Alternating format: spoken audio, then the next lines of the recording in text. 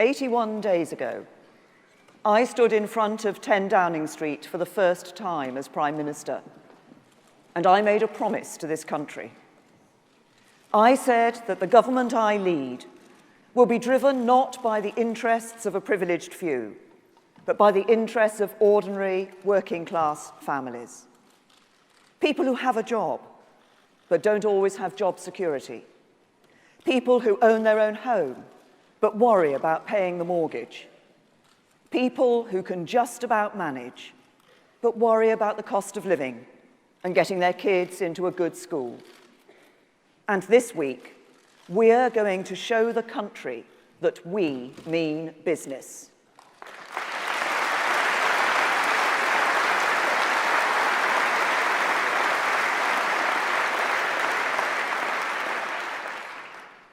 But first today, we're going to talk about global Britain, our ambitious vision for Britain after Brexit. Because 100 days ago, that is what the country voted for. We're going to talk about Britain, in which we are close friends, allies, and trading partners with our European neighbours, but a Britain in which we pass our own laws and govern ourselves.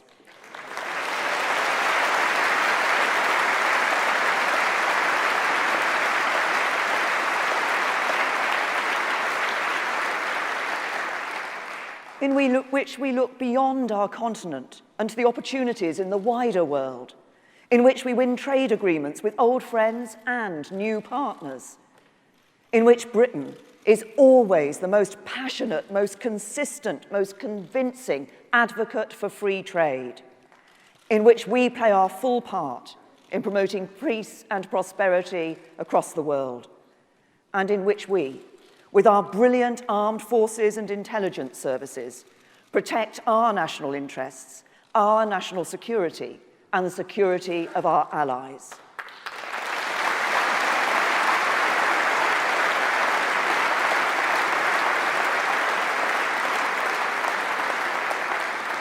So today we're going to be hearing from David Davis, Priti Patel, and Boris Johnson as we start to explain our plan for Brexit. And the country will see that the Conservative Party is united in our determination to deliver that plan. Because even now, some politicians, democratically elected politicians, say that the referendum isn't valid, that we need to have a second vote. Others say they don't like the result, and they'll challenge any attempt to leave the European Union through the courts. Come on.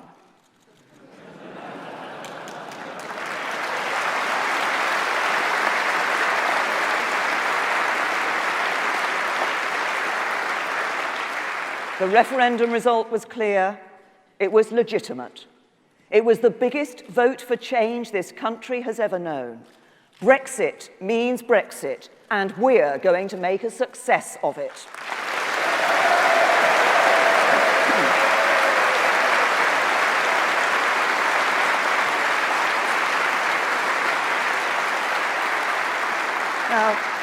Now, of course, we wouldn't have had a referendum at all had it not been for the Conservative Party and had it not been for David Cameron.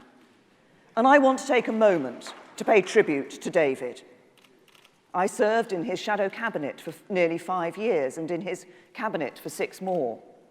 I saw firsthand his commitment to public service, to social justice, and his deep love for our country. He led the rescue mission that brought confidence back to the British economy. He made sure that people on the lowest wages paid no income tax at all. And he won the right for 2 people who love one another, regardless of their sexuality, to marry. He has a legacy of which he and our whole party can be proud. And to those who claim he was mistaken in calling the referendum, we know there is no finer accolade than to say David Cameron put his trust in the British people.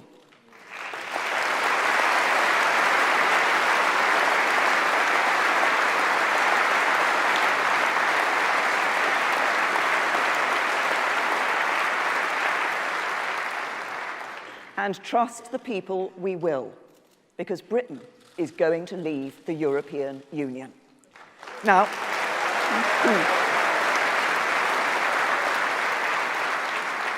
I know there's a lot of speculation about what that is going to mean, about the nature of our relationship with Europe in future, and about the terms on which British and European businesses will trade with one another. I understand that. And we will give clarity, as we did with farm payments and university funding, whenever possible and as quickly as possible.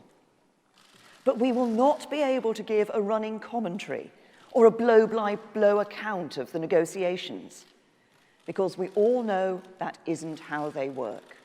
History is littered with negotiations that failed when the interlocutors predicted the outcome in detail and in advance. Every stray word and every hyped-up media report is going to make it harder for us to get the right deal for Britain. So we have to stay patient. But when there are things to say, as there are today, we will keep the public informed and up to date. So I want to use today to tell you more about the government's plan for Brexit. And in particular, I want to tell you about three important things: the timing, the process, and the government's vision for Britain after Brexit. First, everything we do as we leave the EU will be consistent with the law and our treaty obligations, and we must give as much certainty as possible to employers and investors. That means there can be no sudden and unilateral withdrawal. We must leave in a way agreed in law by Britain and other member states, and that means invoking Article 50 of the Lisbon Treaty. There was a good reason why I said immediately after the referendum that we should not invoke Article 50 before the end of this year.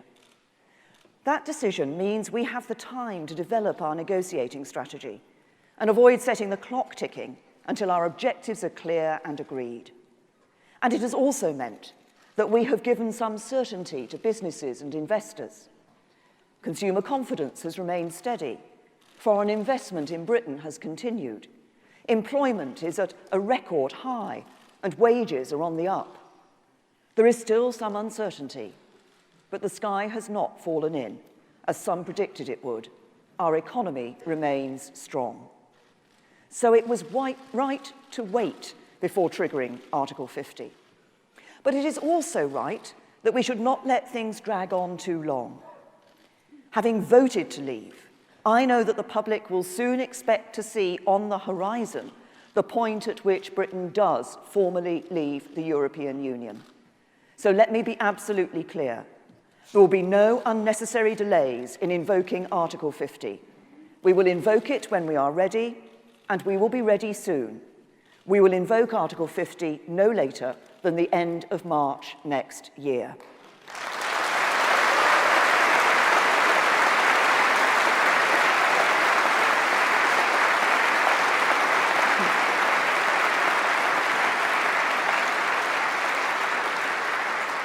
Now, I want to tell you a little more about the process for triggering Article 50.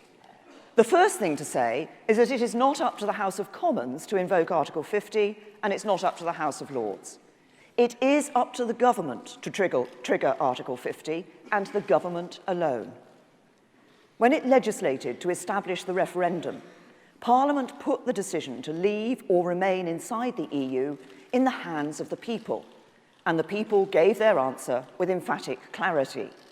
So now it is up to the government not to question, quibble or backslide on what we've been instructed to do, but to get on with the job. Because those people who argue that Article 50 can only be triggered after agreement in both houses of Parliament are not standing up for democracy. They're trying to subvert it. They're not trying to get...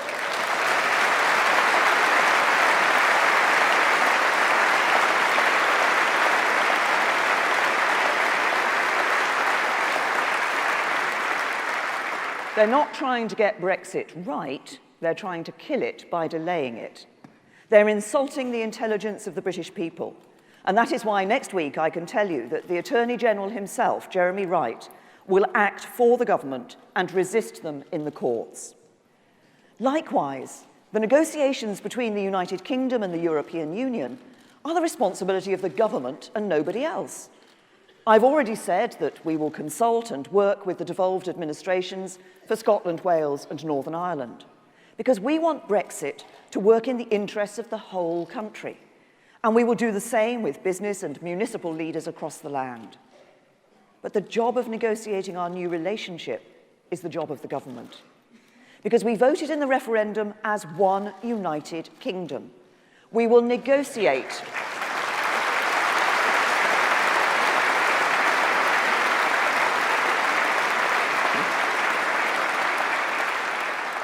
We will negotiate as one united kingdom, and we will leave the European Union as one united kingdom. There's no opt-out from Brexit, and I will never allow divisive nationalists to undermine the precious union between the four nations of our united kingdom.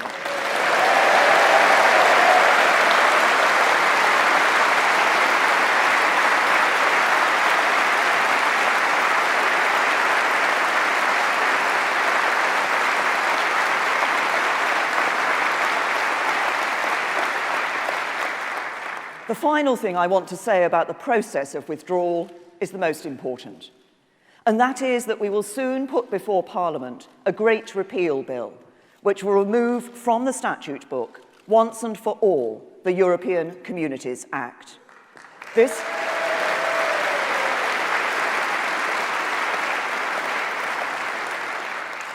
historic bill, which will be included in the next Queen's speech, will mean that the 1972 Act, the legislation that gives direct effect to all EU law in Britain, will no longer apply from the date upon which we formally leave the European Union, and its effect will be clear. Our laws will be made not in Brussels, but in Westminster. The judges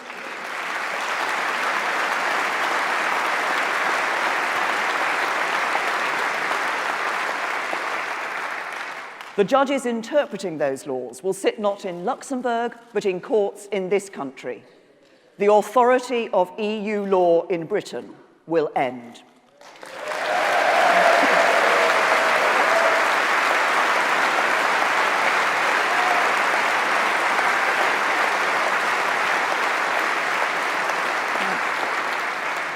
As we repeal the European Communities Act, we will convert the acquis, that's the body of existing EU law, into British law.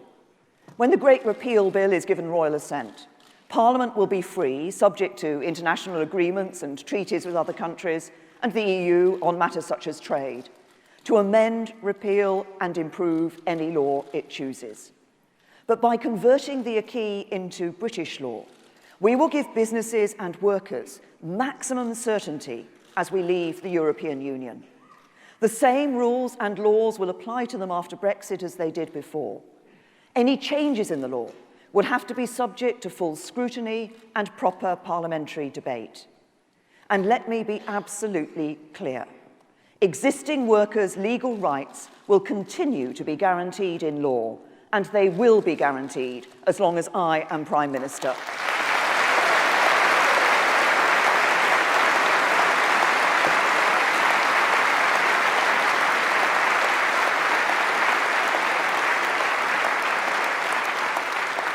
And in fact, as we announced yesterday, under this government, we're going to see workers' rights not eroded and not just protected, but enhanced under the government.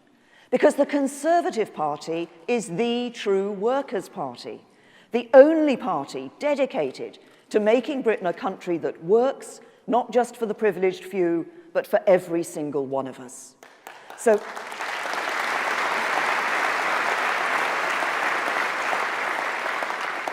that's what I want to say about the process.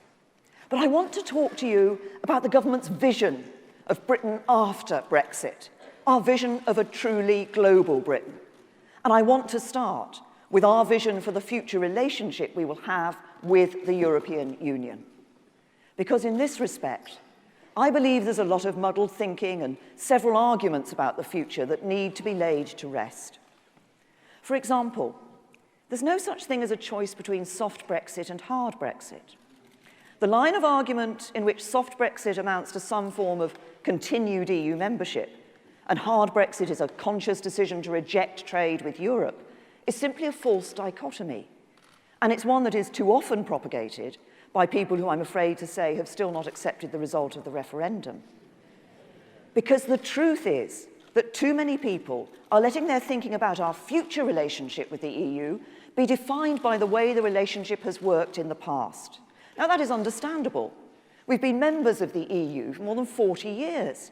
We've just been through a renegotiation during which we remained members of the EU, and the government sought to keep us members of the EU. But what we are talking about now is very different.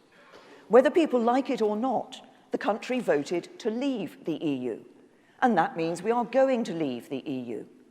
We are going to be a fully independent, sovereign country, a country that is no longer part of a political union with supranational institutions that can override national parliaments and courts.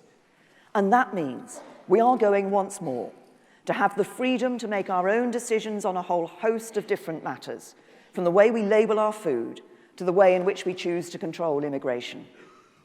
So the process we are about to begin is not about negotiating all of our sovereignty away again. It's not going to be about any of those matters over which the country has just voted to regain control. It is not, therefore, a negotiation to establish a relationship anything like the one we've had for the last 40 years or more. It's not going to be a Norway model. It's not going to be a Switzerland model. It's going to be an agreement between an independent, sovereign, United Kingdom and the European Union. I know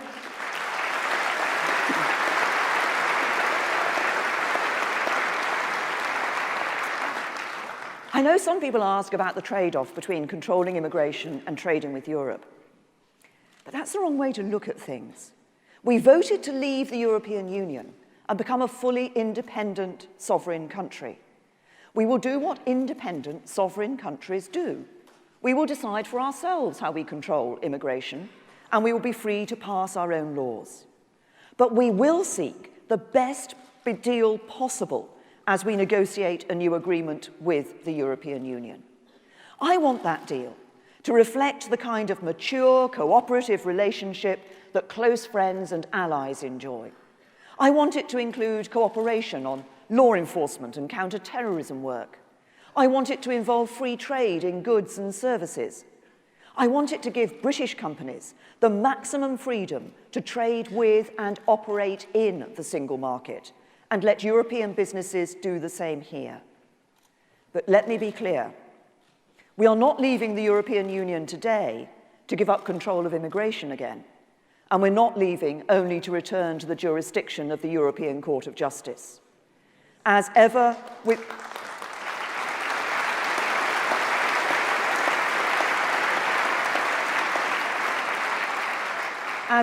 international talks, it will be a negotiation. It will require some give and take. And while there will always be pressure to give a running commentary on the state of the talks, it will not be in our best interests as a country to do that. But make no mistake, this is going to be a deal that works for Britain. But Brexit should not just prompt us to think about our new relationship with the European Union. It should make us think about our role in the wider world. It should make us think of global Britain, a country with the self-confidence and the freedom to look beyond the continent of Europe and to the economic and diplomatic opportunities of the wider world. Because we know that the referendum was not a vote to turn in on ourselves, to cut ourselves off from the world. It was a vote for Britain to stand tall, to believe in ourselves, to forge an ambitious and optimistic new role in the world. And there is already abundant evidence that we will be able to do just that. Important foreign businesses, like Siemens and Apple, have committed to long-term investments in this country. With the Japanese purchase of Arm for £24 billion, we've seen the biggest ever Asian investment in Britain. Countries including Canada, China, India, Mexico, South Korea, and Singapore have already told us they would welcome talks on future free trade agreements. And we've already agreed to start scoping discussions on trade agreements with Australia and New Zealand. A truly global Britain is possible, and it is in sight. And it should be no surprise that it is. because we are the 5th largest economy in the world. Since 2010, we have grown faster than any economy in the G7, and we attract a 5th of all foreign investment in the EU. We are the biggest foreign investor in the United States. We have more Nobel laureates than any country outside America. We have the best intelligence services in the world, a military that can project its power around the globe, and friendships, partnerships, and alliances in every continent. We have the greatest soft power in the world.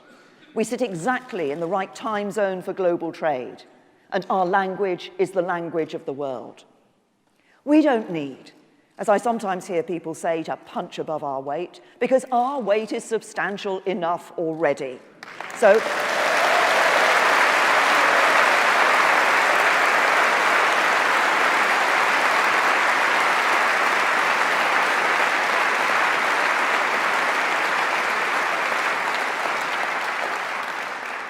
we don't need, as I say, to punch above our weight, but we've got that substantial being as a United Kingdom. Let's ignore the pessimists. Let's have the confidence in ourselves to go out in the world, securing those trade deals, winning contracts, generating wealth, and creating jobs.